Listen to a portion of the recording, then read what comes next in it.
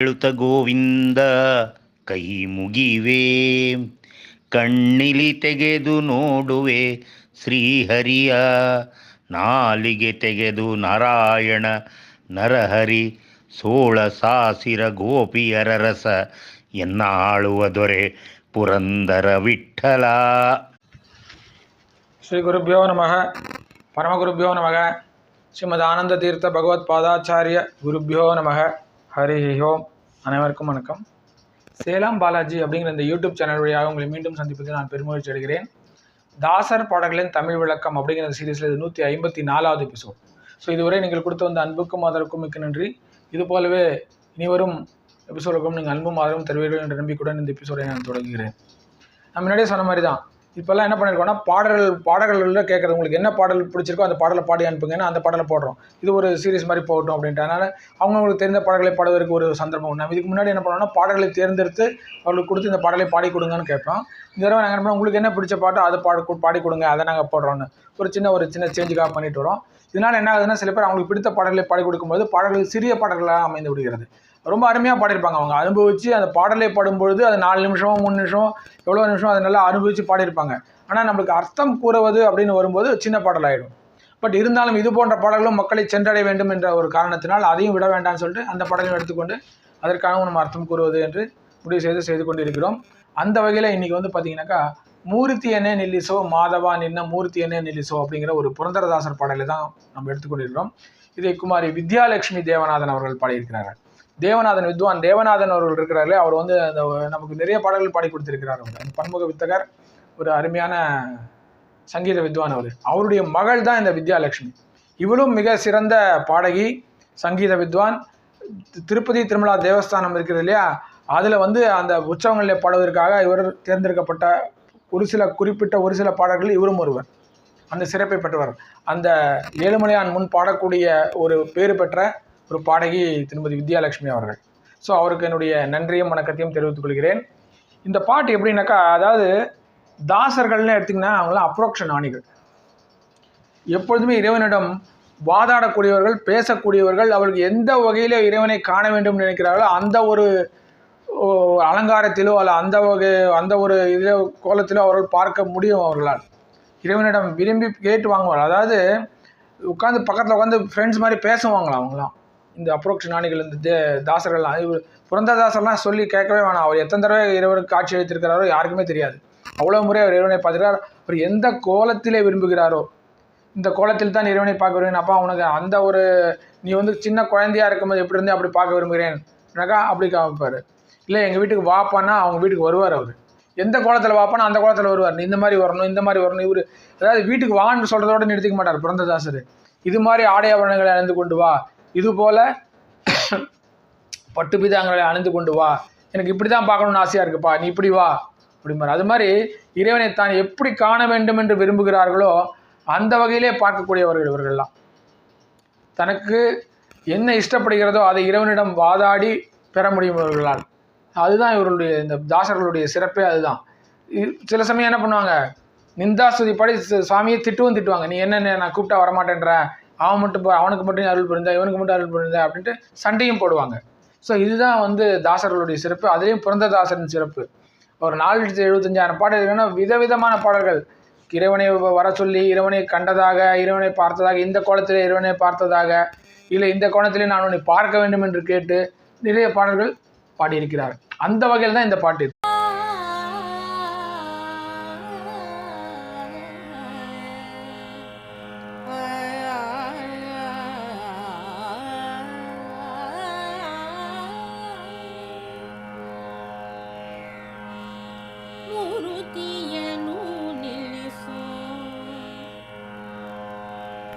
ಮೂರುತಿಯನು ನಿಲ್ಲಿಸೋ ಮಾಧವ ನಿನ್ನ ಮೂರುತಿಯನು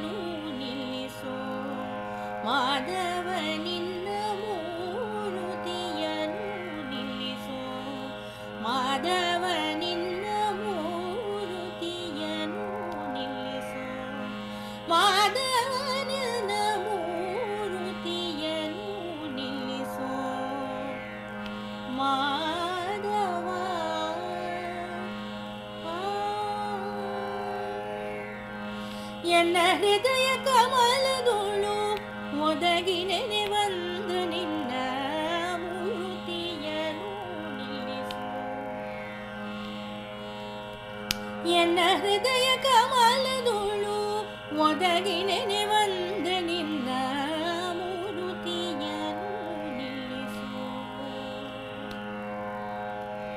ಎಲ ತುಳಸಿಯ ವನಮಾಲಯು ಕೊರಳುಳು, ಎಲ ತುಳಸಿಯ ವನಮಾಲಯು ಕೊರಳುಳು, ಎಲ ತುಳಸಿಯ ವನಮಾಲೆಯು ಕೊರಳುಳು, ಎಲ ತುಳಸಿಯ ವನಮಾಲೆಯು ಕೊರಳುಳು.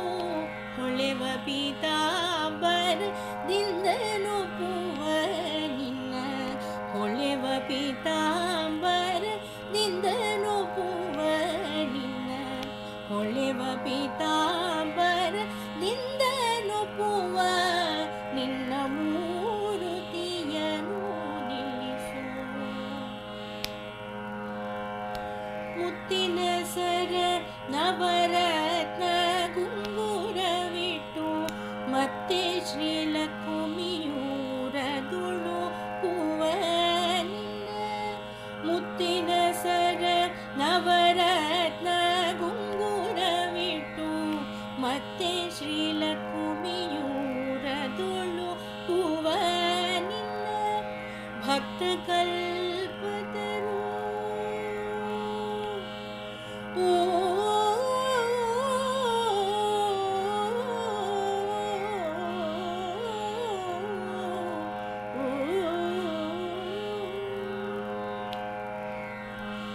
ಭಕ್ತ ಕಲ್ಪತರು ಭಾಗ್ಯದ ಸುರದೇನು, ಭಕ್ತ ಕಲ್ಪತರು ಭಾಗ್ಯದ ಸುರದೇನು, ಭಕ್ತ ಕಲ್ಪತರು ಭಾಗ್ಯದ ಸುರದೇನು, ಭಕ್ತ ಕಲ್ಪತರು ಭಾಗ್ಯದ ಸುರದೇನು.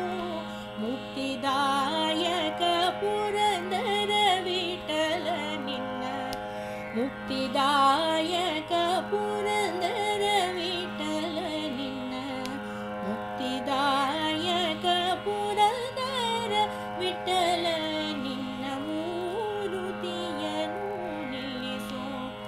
ಮಾಧವ ನಿನ್ನ ಮೂರುತಿಯನು ನಿಲ್ಲಿಸು.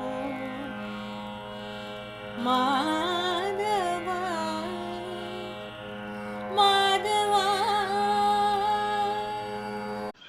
ஸோ நான் கூறியது போல குமாரி வித்யாலட்சுமி அவர்கள் இந்த பாடலை மிக அருமையாக பாடியிருக்கிறார்கள்.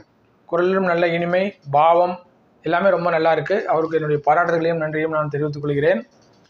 இப்போது நான் சொன்னபடி தான் தனக்கு எப்படி தரிசனம் வேண்டும் என்று புரந்தரதாசர் விரும்புகிறார், அந்த வகையிலே அவர் தன்னுடைய தரிசனத்தை கேட்டு பெறுகிறார். டிமாண்டிங், அதுதான் இவருடைய சிறப்பே. என்ன பார்க்குறாரு, இப்போ பல்லவிக்கு போவோம், பாட்டுடைய பல்லவிக்கு போவோம். மூர்த்தியனே நில்லிசோ மாதவா நின்ன மூர்த்தியனே நில்லிசோ. மாதவனே, உன்னுடைய அந்த மூர்த்தி இருக்கிறது இல்லையா, உன்னுடைய அந்த உருவத்தை இருக்கிறது இல்லையா, அதை என் முன்னால் கொண்டு வந்து நிறுத்தப்பா, நான் பார்க்க ஆசைப்படுகிறேன். வானா வர்றது அந்த மாதிரி அவ்வளவு நெருக்கம் உள்ளவர்கள் இவர்கள்லாம். ஸோ அவர் என்ன கேட்குறார், உன்னுடைய மூர்த்தியை எனக்கு காட்டப்பா, மாதவனே உன்னுடைய மூர்த்தியை என் கண்முன்னே கொண்டு வந்து நிறுத்தப்பா அப்படின்னு வேண்டுகிறார். அதுதான் இந்த ஒரு பல்லவியோட அர்த்தம். சரணத்துக்கு போவோம். சின்ன சின்ன சரணங்கள் தான் இதெல்லாம், ஒரு வரி ரெண்டு வரி தான். எழ துளசிய வனமாலையு குரலொழு. எந்த மாதிரி வரணும், நீ எனக்கு வரும்பொழுது எந்த மாதிரி மாலை போட்டுக்கணும் பாருங்கள், எந்த மாதிரி மாலையை அணிந்து கொண்டு வர வேண்டும் என்று விவரிக்கிறார் அவர். இலசான துளசியினால் ஆகப்பட்ட மாலையை அணிந்த கழுத்துடன் நீ வாப்பா அப்படின்றாரு. நார்மல் துளசி மாதிரியோ கதம்ப மாலையோ அதெல்லாம் வேண்டாம், எனக்கு எப்படி வேணும், நீ இள தளிரான துளசி இருக்கிறது இல்லையா, இளந்தளிர் துளசி இருக்கிறது இல்லையா, அதனால் செய்யப்பட்ட மாலையை உன் கழுத்தில் அணிந்து கொண்டு என் முன்னே வந்து நில்லப்பா என் ஸ்ரீஹரியே அப்படின்னு வேண்டுறாரு. ஹொளவ பீதாம்பரதொப்புவ நின்னா, எப்படி வந்திருக்கணும், கீழே பீதாம்பரம் வந்து பளபளான்னு பீதாம்பரத்துடன் வந்து என் முன்னாடி இருக்க வேண்டும் நீ. ஹொளவ பீதாம்பரದಿಂದಲೊಪ್ಪುವ நின்னா மூர்த்தியனே நில்லுசோ. எப்படிப்பட்ட மூர்த்தி, ஒரு தளிரான துளசியாலான மாலையை அணிந்து கொண்ட கழுத்தை உடைய ஒரு மூர்த்தியாகவும், நல்ல பளபளப்பான பீதாம்பரம் வந்து அணிந்து கொண்டு என் முன்னே வந்து நில்லப்பா, அவன் மூர்த்தியை எனக்கு காட்டப்பா ஸ்ரீஹரியே அப்படின்னு வேண்டிக்கிறார். அதுதான் இந்த ஒரு சரணத்துடைய அர்த்தம். நம்ம பாட்டுடைய அடுத்த சரணத்துக்கு போவோம். முத்தின சர நவரத்தினத உங்குரலிட்டு, முத்துனாலான சரத்தை மாட்டி கொண்டு வா. நீ வேண்டதெல்லாம் வேறெல்லாம் எனக்கு இப்படி தான் வேணும், உன்னுடைய தரிசனம் எனக்கு இப்படி வேணும். முத்தினாலான ஒரு சரத்தை மாட்டிக்கொண்டு, நவரத்தினத்தினாலான ஒரு மாலையை நீ மாட்டிக்கொண்டு, ஒரு நவரத்தின உங்குரலிட்டு நவரத்தினத்தினாலான ஒரு மோதிரத்தை அணிந்து கொண்டு, மத்தே அது அல்லாது ஸ்ரீ லக்குமிய உரதலொப்புவ நின்னான். அது அல்லாது பின்ன எப்படி வரணும்? ஃபஸ்ட்டு எப்படி வரணும்? முத்தின மாலை அணிந்திருக்க வேண்டும், சரம் அணிந்து கொண்டு இருக்க வேண்டும், நவரத்தினத்தினாலான அந்த மோதிரத்தை அணிந்து கொண்டு இருக்கும். இது அல்லாது நீ எப்படி வரணும்னாக்கா, அந்த லக்ஷ்மி தேவி இருக்கிறாள் இல்லையா, அவளை உன் தொடையிலே அமர்த்தி கொண்டு எனக்கு காட்சி கொடுப்பான்னு கேட்குறாரு. உரதலொப்புவானாக்கா தொடையிலே இருத்தி அப்படின்னு அர்த்தம்.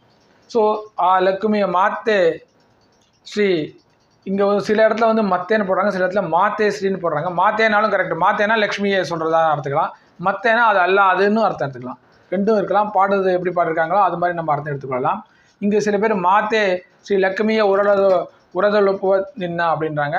சில பேர் மத்தே ஸ்ரீ லக்குமியை அப்படின்றாங்க. மத்தேனா அது அல்லாது அப்படின்னு அர்த்தம் எடுத்துக்கலாம். அல்லது மாத்தேனா அந்த மாதா, என்னுடைய மாதாவான அந்த லக்ஷ்மியை அப்படின்னு எடுத்துக்கலாம். அவளை உன் தொடையிலே இருத்தி கொண்டு, உன் தொடையிலே அமர வைத்து கொண்டு உன்னுடைய தரிசனத்தை எனக்கு கொடுப்பா அப்படின்னு சொல்லி வேண்டார். அதாவது முத்திலான சனத்தை அணிந்து கொண்டு, நவரத்தினத்திலான மோதிரத்தை அணிந்து கொண்டு, அந்த மகாலட்சுமி என்னுடைய மாதாவான அந்த மகாலட்சுமியை உன்னுடைய தொடையிலே இருத்தி கொண்டு அந்த தரிசனத்தை, அந்த ஒரு உருவத்தை எனக்கு தரிசனமாக கொடுப்பா அப்படின்னு கேட்குறாரு. இவருக்கு வந்து இந்த அவருடைய பழைய நினைவுகள் அதிகம் அவருக்கு. ஏன்னா அவர் வந்து ஒரு வைர வியாபாரியாக, நகை வியாபாரியாக தான் இருந்தவர். அதனால் இதை பற்றியான அறிவு அவருக்கு ரொம்ப ஜாஸ்தி. எப்படிலாம் நகைகள் இருக்கும், என்னென்ன வகை நகைகள் இருக்கும், எவ்வளோ வகை ரத்னங்கள் இருக்கும், எவ்வளோ வகை வைரங்கள் இருக்கும், அதை பற்றிய அறிவு புரந்தரதாசருக்கு ரொம்ப ஜாஸ்தி. அதனால தான் எல்லா பாடலையுமே அவருடைய அறிவு பிரதிபலிடும். அதில் வந்து கண்டிப்பாக பிரதிபலிக்கும். இறைவனை எவ்வாறு துதித்தாலும் சரி, அவருக்கு அந்த நகை மேலே இருக்கிற அந்த ஒரு நாலேஜ் சொல்லுவாங்க இல்லையா, அபவுட் தி ஜுவல்ஸ், அது பார்த்திங்கன்னா பிரதிபலிக்கும்.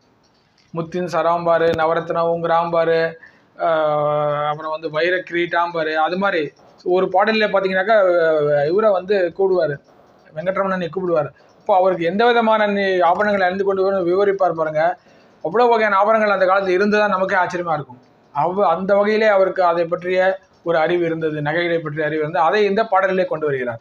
ஒரு வைர வியாபாரியாக, நகை வியாபாரியாக இருந்தது இல்லையா, அந்த அறிவை இந்த பாடலிலே நமக்கு அவர் கொண்டு வருகிறார். அடுத்த ஒரு சரணத்துக்கு போவோம். இதில் வந்து அவருடைய புரந்தர விட்டலா அப்படிங்கிற அந்த அங்கிதத்தை கொண்டு வந்து இந்த பாடலை முடிக்கிறார். பக்தர கல்பத்தரு பாகித சுரதேனு. பக்தருக்கு நீ யார்? அந்த கல்பத்தருவை போன்றவன். எந்த அந்த கல்பத்தரு தேவர்கள் இருக்கிறது இல்லையா, அந்த மரம் இருக்கிறது இல்லையா, அது கல்பத்தருங்கிற மரம் இருக்கிறது, அது போன்றவன். எது கேட்டாலும் நீ கொடுக்கக்கூடியவன் நீ. அத்தகைய நீ பாகித சுரதேனு, பாகியத்தை தருவதிலே நீ யார்? அந்த காமதேனு போன்றவன். தேவர்களிடத்திலே இருக்கின்ற காமதேனு இருக்கிறது இல்லையா, அதை போன்றவன். பாக்கியத்தை கொடுப்பதிலே, பக்தரை காப்பதிலே நீ அந்த கல்பத்தருவை போன்றவன். முக்திதாயக, இந்த முக்திக்கெல்லாம் காரணமாக இருக்கின்ற என்னுடைய இஷ்ட தெய்வமான ஸ்ரீ புரந்தர விட்டலனே, உன்னுடைய மூர்த்தியை எனக்கு காட்டப்பா, உன்னுடைய உருவத்தை எனக்கு காட்டப்பா. எப்படி நான் எவ்வகையிலே உன்னை நான் வேண்டிக் கொண்டேனோ அந்த வகையிலே உன்னுடைய மூர்த்தியை எனக்கு காண்பியப்பா அப்படின்னு சொல்லி வேண்டி கேட்டுக்கிறாரு. அதுதான் இந்த பாடலுடைய அர்த்தம். அதாவது புரந்தரதாசர் எவ்வாறு இறைவனை காண விரும்புகிறார் அப்படின்னு சொல்லிட்டு அந்த இறைவனை பார்த்து அக்கறை ஒரு பாடலை நாம் கேட்டோம். ஒரு அருமையான பாட்டு. இது போன்ற பாடல்களை நமக்கும் சமயம் கொடுக்கும் போது பாடி அந்த இறைவனின் அருளை பெறுவோமாக என்று கூறிக்கொண்டு என்னுடைய இந்த எபிசோடை நான் இத்துடன் முடித்துக் கொள்கிறேன். உங்களிடமிருந்து நன்றி கூறி விடைபெறுவது உங்கள் சேலம் பாலாஜி. நன்றி, வணக்கம். சேனமன் தாய் நமக.